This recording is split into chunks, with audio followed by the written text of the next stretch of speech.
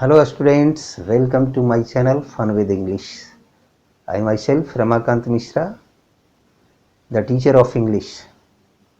तो जिन्होंने इस चैनल को सब्सक्राइब नहीं किया है वो सब्सक्राइब कर लेंगे और वीडियोस को लाइक और शेयर करेंगे।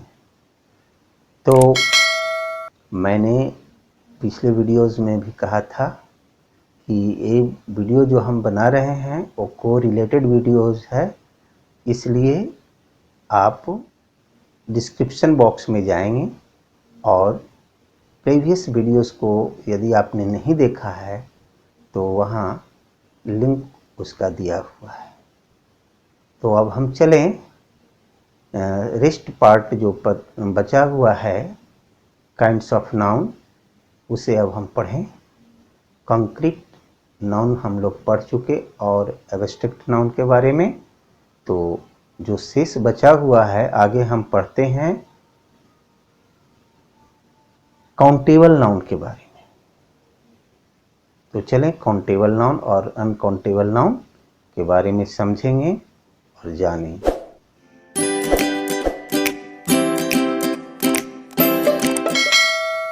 Let's start. Countable noun and uncountable noun. तो ट्रेडिशनल ग्रामर से हटकर ये है,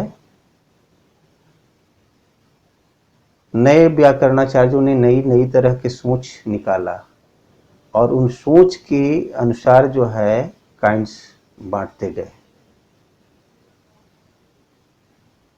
तो गिनती के आधार पर उन्होंने कहा कि नहीं, नाउन को ऐसे हम नहीं पढ़ पाएंगे, काउंटेबल कर दीजिए और अनकाउंटेबल कर दीजिए। तब जो है से वो दो भागों में बांटकर ग्रामर में नाउन को पढ़ाए। तो काउंटेबल नाउन उस नाउन को कहते हैं, उसका डिफिनीशन जाने। Countable nouns are individual people, animals, things or ideas which can be counted. Countable nouns वैसे लोगों का बोध कराता है, जानवरों का बोध कराता है, वस्तुओं का बोध कराता है जिसे गिना जा सके, या आइडिया का बोध कराता है जिसे हम गिन सकते हैं। और अनकाउंटेबल नाउन में हो जाता है जिसे हम गिन नहीं सकते, जैसा कि नाम से ही जो है से स्पष्ट हो रहा है। लेकिन रिटन फॉर्म में अभी काउंटेबल नाउन मैं दिया हूं। काउंटेबल नाउन को हम दूसरे तरह से भी हम डिफाइन कर सकते हैं। The noun which can be counted is called as a countable noun. वैसी संज्ञा जिसे हम गिन सकते हैं उसे काउंटेबल नाउन कहते हैं। तो मैंने कहा कि जो आधुनिक व्याकरणाचार्य हैं, ग्रामेरियंस हैं, वे दो भाग में बांटकर काउंटेबल नाउन और अनकाउंटेबल नाउन। काउंटेबल नाउन में तीन को रखे, प्रॉपर नाउन, कलेक्टिव नाउन और कॉमन नाउन को, तथा मटेरियल नाउन और एब्स्ट्रैक्ट नाउन को अनकाउंटेबल नाउन में रखा गया। तो अब हम इसका उदाहरण भी जान लें जिसे हम गिनती कर सकें काउंटेबल नाउन के अंतर्गत। तो देखें, boys are going to school. तो यहां बॉयज और स्कूल काउंटेबल नाउन है, हम इसे गिन सकते हैं। जैसे पेन है तो पेन को भी हम गिन सकते हैं। तो आप समझ गए होंगे जितनी भी चीजें हम गिन सकते हैं वो सभी काउंटेबल नाउन है। लेकिन एक बात पर ध्यान देंगे, ब्रेड अनकाउंटेबल नाउन होता है। ब्रेड के साथ हम कभी नहीं कह सकते हैं आई ईट अ ब्रेड। यह जो है से अनकाउंटेबल नाउन के अंतर्गत रखा गया है। आगे देखें, your book is on the table. Book और टेबल ये भी काउंटेबल नाउन है। बुक को हम गिन सकते हैं, टेबल को गिन सकते हैं। तो अब हम लोग समझ गए होंगे कि काउंटेबल नाउन किसे कहा जाता है। और काउंटेबल नाउन के काइंड्स भी याद रखेंगे। काउंटेबल नाउन के अंतर्गत 3 रखा गया, जो हम ट्रेडिशनल ग्रामर में पढ़ते थे। उसमें जो प्रॉपर नाउन है, कलेक्टिव नाउन है और कॉमन नाउन को, और मटेरियल नाउन तथा एब्स्ट्रैक्ट नाउन को अनकाउंटेबल नाउन में रखा गया है। तो अब हम आगे बढ़ते हैं और अनकाउंटेबल नाउन की डिफिनीशन पढ़ेंगे। Let's start now.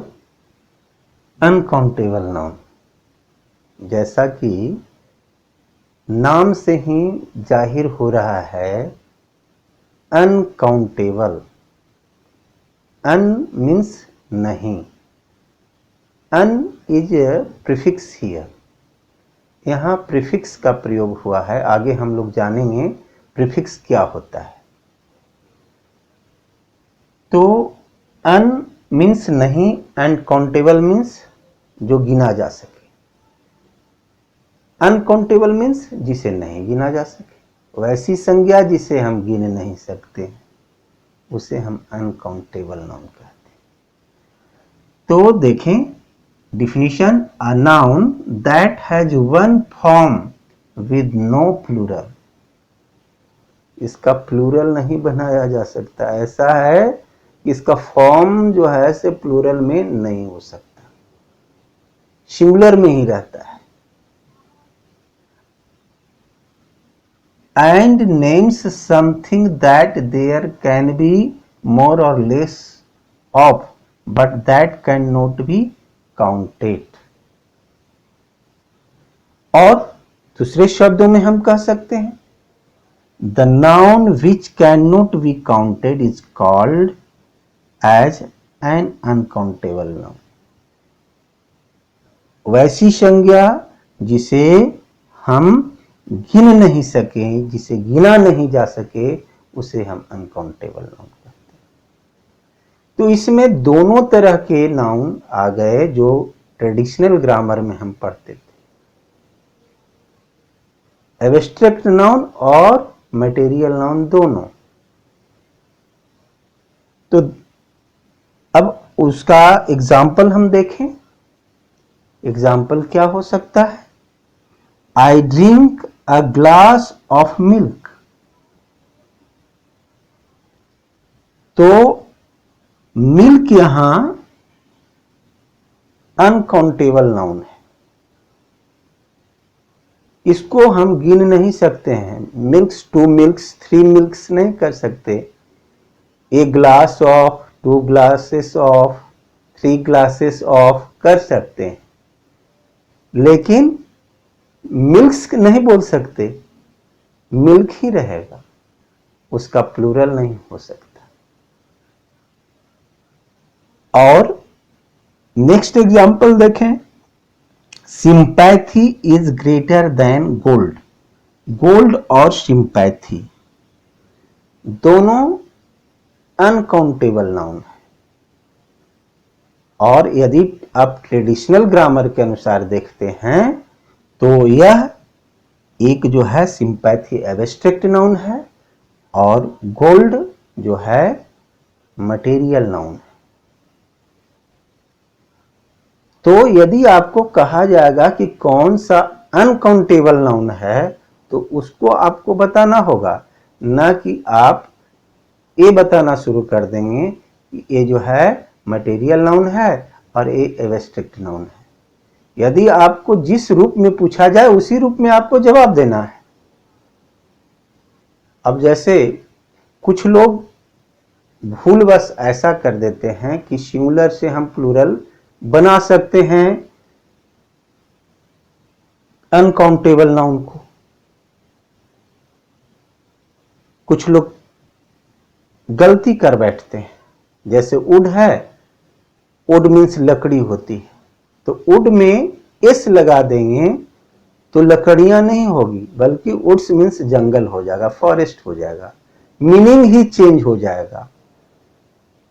और जब आयरन है तो iron means iron is a kind of metal, we all know, हम सभी लोग जानते हैं कि आयरन एक मेटल होता है।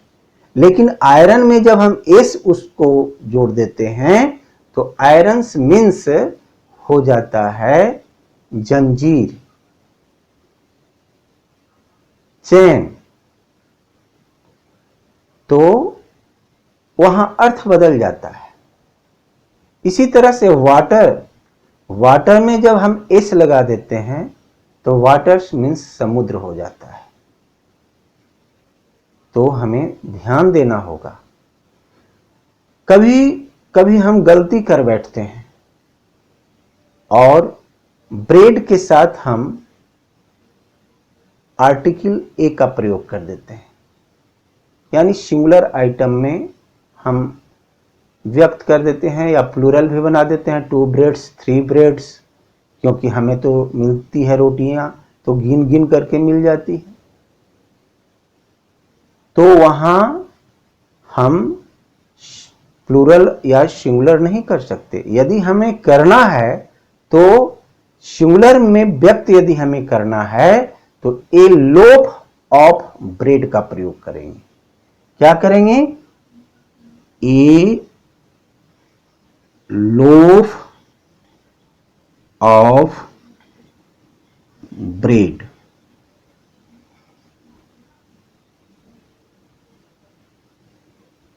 एक रोटी के लिए ए लोफ ऑफ ब्रेड का प्रयोग करते हैं। तो आपको ध्यान में आ गया होगा। अब हम इस तरह की गलती नहीं कर पाएंगे और अच्छी तरह से हम इस चैनल के साथ जुड़े रहें और अच्छी अच्छी बातें, अच्छे अच्छे तरकीब और अच्छे अच्छे नियम हम सीखते रहें।